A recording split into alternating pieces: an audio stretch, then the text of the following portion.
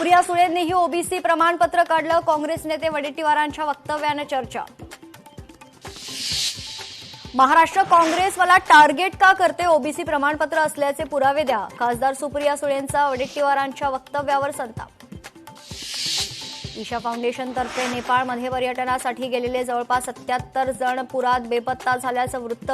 भारतीय पर्यटक पुरामुळे नेपाळमध्येच ठिकठिकाणी अडकून. नेपाळमध्ये आलेल्या महाप्रलयामुळे मोठं नुकसान. महाप्रलयामुळे आतापर्यंत 162 लोकांचा मृत्यू तर जवळपास 900 लोक बेपत्ता. त्यापैकी 300 भारतीयांचा समावेश. नेपाळच्या महाप्रलयात महाराष्ट्रातले 150 पर्यटक अडकले. महाराष्ट्राकडून नागरिकांना हेल्पलाईन क्रमांक जारी. नवी मुंबई पोलीस आयुक्तालय हद्दीत अद्यापही छमछम सुरूच. नियमांचं उल्लंघन करून डान्सबार सुरू असल्याची माहिती.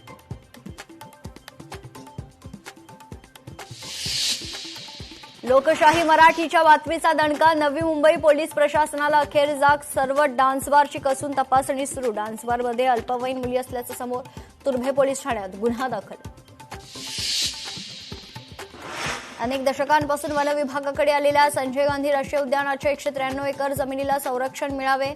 सेव्ह एचजीएनपी गटाची वनमंत्र्यांकडे मागणी. रस्ते आणि उद्यानांसाठी वनजमिनीचं हस्तांतरण ही एक फसवणूक. वनमंत्री गणेश नाईकांचं वक्तव्य. टीडीआर प्रकरणी मंत्र्यांचे एकमेकांवर आरोप. मात्र ठाणेकरांवर कोट्यवधींच्या टीडीआरचा भार. ठाणेकरांच्या प्रश्नांवर मुख्यमंत्री गप्प का? दयावाही कंपनीला दिलेला टीडीआर मुख्यमंत्री स्वअधिकारात का थांबवत नाहीत? सरकार या टीडीआर प्रकरणी पुनर्विचार याचिका दाखल करणार का? लोकशाही मराठीचे सवाल. प्रकल्प बाधितांच्या नावाखाली सरकारची घोर फसवणूक. कोट्यवधींच्या घोटाळ्याची माहिती लोकशाही मराठीच्या हाती.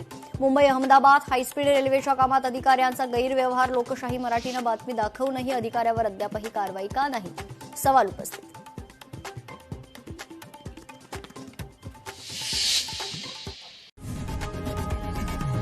लोकशाही मराठी ऐका, पहा, जागरूक रहा.